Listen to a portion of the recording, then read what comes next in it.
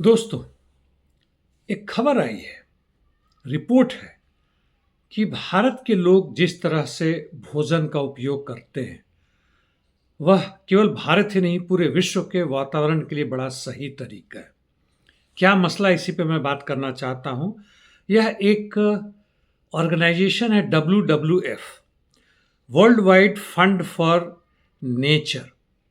F का मतलब nature यहाँ पर नहीं था, फंड ही था या फाउंडेशन भी कह सकते हैं, जिसका निर्माण 1961 में ही हुआ था, लेकिन 2002 में आके इसका यह नाम हो गया वर्ल्ड वाइड फंड। और किसके लिए है? तो नेचर के लिए, यानी प्रकृति के बारे में बात करते हैं। उनका रिपोर्ट जो आता है उसको कहते हैं लिविंग प्लैनेट रिपोर्ट, यानी पूरे पृथ्वी की बात करते हैं। क्या उन्होंने कहा है? कहते हैं कि इंडिया का फूड कंजम्पशन पैटर्न जो है, इसमें हर चीज़ शामिल होता है। हम किस तरह से भोजन, यानी जो भी है चावल गेहूं वगैरह पैदा करते हैं, मछली मीट किस तरह से खाते हैं और किस तरह से अंततः उसका हम त्याग करते हैं। केवल खाना ही नहीं, जो बर्बाद खाना होता है फेंकते हैं, उसका भी असर किस तरह से पड़ता है। और यह विश्व के 20 ऐसे देशों के बारे में खोज की गई है, पता किया गया है, जो कि इकोनॉमी के हिसाब से, अर्थतंत्र के हिसाब से सबसे शक्तिशाली है, जिसमें भारत भी एक है। इंडिया का जहाँ तक क्लाइमेट डिजेनरेशन हो रहा है भोजन के आधार पर, बाकी ना ले, कोयले का हम बहुत बुरी तरह से इस्तेमाल करते हैं और पेट्रोल डीजल का भी कर रहे हैं, जो चीन है और दूसरे भी देश हैं, जिसके कारण हम क्लाइमेट के बर्बादी में बहुत ज़्यादा सहयोगी हैं। लेकिन अभी हम भोजन की बात कर रहे हैं और इस तरह से पूरा विश्व जो हम खाने का तरीका है जिसकी मैं चर्चा कर रहा हूँ 2050 तक करें तो पूरे विश्व के लिए एक बहुत बढ़िया उदाहरण होगा, यानी अगले आने वाले 25 से 26 वर्षों में, और विश्व एक बेहतर, यानी पृथ्वी एक बेहतर तरीके से आगे बढ़ सकेगा। इसका उन्होंने एक पैमाना तय किया है, 1 अर्थ कहते हैं, यानी एक पृथ्वी।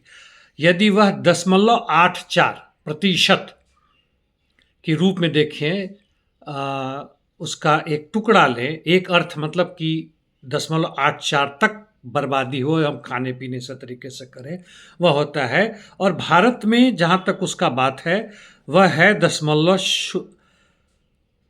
0.09% या 0.9 कहें, या फैक्टर है, प्रतिशत ना कहें, यानी जितना होना चाहिए उससे हम कुछ ही आगे हैं। दूसरे देश उदाहरण के ले लें, चीन 1.7 यानी तकरीबन दुगुना, जापान 1.8, और उसके बाद से आता है सऊदी अरबिया, सूडान, माफ़ कीजिएगा सूडान, यह है 2, यानी काफ़ी ज़्यादा है। और जो खतरनाक स्थिति में है, कुछ ही उदाहरण दूंगा, सब देशों की बातें नहीं करूंगा।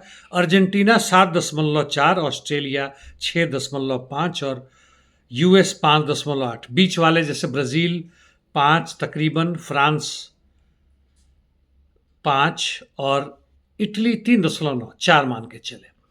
तो भारत का इसमें ऐसा नहीं है कि हमने जानबूझ के इस तरफ कुछ प्रगति की है।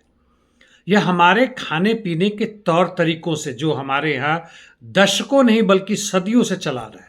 कुछ तो गरीबी भी, हम उतना खाते भी नहीं है। जितने भी जो अधिक बर्बाद करने वाले और अधिक खाने वाले लोग हैं। और इसका असर क्या पड़ेगा, पृथ्वी का एक पैमाना मानकर चला गया है, जो कि 2015 से कोशिश की गई थी UN की तरफ से, 2018 में यह माना गया था कि हमारा पृथ्वी का तापक्रम 1.5 डिग्री सेंटीग्रेड से अधिक ना बढ़े हर शताब्दी में। यह एक लगातार प्रोसेस है। और इसका आधार कहाँ से माना गया है? तो जब इंडस्ट्रियल रिवोल्यूशन हुआ था इंग्लैंड में, वहाँ से उस समय का जो तापमान पूरे पृथ्वी पर था, और अब से लेके 1.5 डिग्री सेंटीग्रेड से ज़्यादा नहीं बढ़ना चाहिए। यदि 2 यानी 1.5 से अधिक बढ़ रहा है तो पूरे पृथ्वी के लिए बड़ी खतरनाक स्थिति है। और आने वाले समयों में पृथ्वी का जो एक गुण है, जो यहाँ के हवा है, पानी है, तापमान है, वह इसके लायक नहीं रह जाएगा कि इस पर जीव जंतु जिंदा रह सके।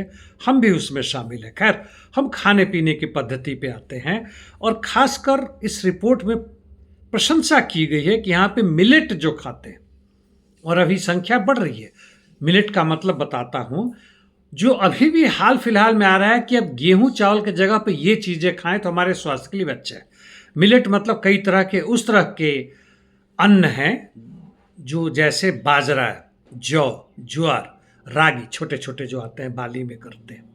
मक्का या मकई जो है वो बड़े बड़े होते हैं, छोटे छोटे होते हैं, आपको पता होना चाहिए या होगा।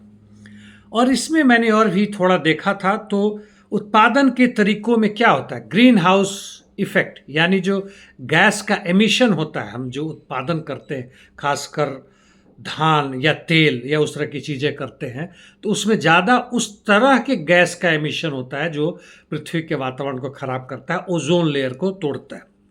इस फूड प्रोडक्शन में जैसे मीट की हम बात करें, खासकर गाय या भैंस या सूअर की बात, बड़े बड़े चीज़ों की बात करें तो उसमें गैस एमिशन ज़्यादा होता है, उसको काट कर बनाने में, पकाने में उसमें होता है। मुर्गा मुर्गी खाएं तो बड़ा कम होता है, चिड़िया वगैरह खाएं तो कम होता है, मछलियाँ खाएं तो वो बेहतर है।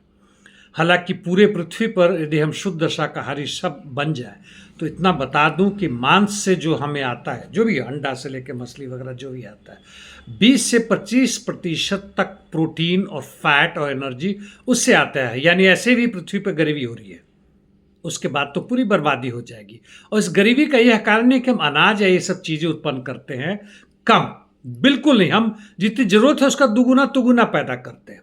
लोगों के पास पैसे नहीं कि खरीद सके, अति उत्पादन और कम खपत के हम शिकार हैं। और इसका आधार आपको पता है कि पूंजीवादी आधार है। तो खैर यह भोजन पैदा करने का है, उसमें पकाने वगैरह का भी तौर तरीका उसमें हम ना जाएं। जहाँ तक भोजन के वेस्ट की बात है, बर्बादी की बात है, हमारे घर से हो सकता है इतना ही थोड़ा सा चावल दाल ये छूट गया, मांस मछली कैसे ही हम उठा के फेंक देते हैं जो हड्डियाँ बच जाती हैं। यदि आप किसी सोसाइटी में फ्लैट व्यवस्था में रहते हैं तो देखेंगे कि शाम तक जो जाता है वो 1 से 1.5 ट्रक हो जाता है। और मैंने इसकी चर्चा पहले की हुई है, बच्चे किस तरह से इस उत्पादन में लगे हुए हैं, जो घरों के सामान उठा के ले जाते हैं उसी से खाते हैं, बेचते हैं। और हजारों हजार टन पैदा केवल दिल्ली में होता है, आंकड़ा मुझे भी नहीं याद है, पूरे भारत की बात छोड़ दे। उससे जो गैस एमिशन होता है वह भयानक बर्बादी की तरफ जाता है। तो ये सब चीज़ें आती हैं। हाँ, मछली का जहाँ तक उत्पादन वगैरह है, गैस वगैरह होता है, मीथेन नामक चीज़ होता है, मीट से भी होता है, मछली के उत्पादन वगैरह के क्षेत्रों से होता है और अन्य जगहों से होता है। तो इसमें ना हमें किसी खास गर्व करने की बात है, ना ही इसमें हमें दुखी होने की बात है, लेकिन कोशिश हमारी वो होनी चाहिए कि व्यक्तिगत रूप से हम उस तरह के भोजन का प्रचार करें या खाएं जिससे कि गैस एमिशन कम हो। और पूर्ण रूप से यदि हम पृथ्वी को बचाना चाहते हैं तो पूंजीवादी उत्पादन तरीकों को, जिसमें युद्ध भी शामिल है और हजारों हजार टन हर रोज बम फोड़े जा रहे हैं, उससे जो बर्बादी हो रही है हमारे पूरे पृथ्वी के क्लाइमेट की, वह भयावह है। और जिस तरह से हम करते हैं दिल्ली में, जो हम देखते हैं कि पॉल्यूशन किस तरह से हो रहा है, केवल आवाज़ का ही नहीं, साउंड पॉल्यूशन नहीं, पानी का ही नहीं, बल्कि जो गैस एमिशन हो रहा है, जीना मुश्किल हो रहा है। आज हमारे एक भाई के पता चला है, बुरी तरह बीमार थे, बेहोशी आ रहा है, चक्कर आ रहा है, सब टेस्ट हुआ, डॉक्टर ने कहा कि आपको पॉल्यूशन की बीमारी, आप यहाँ से भागिए, कहाँ जाएंगे। और उसका कोई उस तरह से इलाज भी नहीं अभी तक पता चला है। पूरे लंग्स में, पूरे पेट में, आँखों में, जहाँ भी जा रहा है वो बर्बादी। और इंसान और से भयावह होता जा रहा है, मानसिक विकृतियाँ इतनी ज़्यादा है, पागलपन बढ़ रहा है। वह सामाजिक स्थिति नहीं के कारण भी है, जिसे हम एक दूसरे से घृणा करते हैं, जिसमें जाति, धर्म और दूसरे तरह की चीज़ है, लिंग भेद, रंग भेद, सब कुछ है। खैर, मेरा मुख्य मुद्दा था कि भारत में खाने का तरीका यदि विश्व में जाता है, मुझे अंग्रेजी में बोलना चाहिए था, लेकिन चूंकि मेरा वीडियो है यह यूट्यूब पर लिमिटेड लोगों के पास जाता है, क्योंकि यूट्यूब ने मेरे को सेमी बैन कर रखा है, सस्पेंशन में चल रहा है। इसलिए यदि संभव है तो आप अपने दोस्तों को भेजें ताकि वो उसको देख सके, फॉरवर्ड करें। धन्यवाद दोस्तों।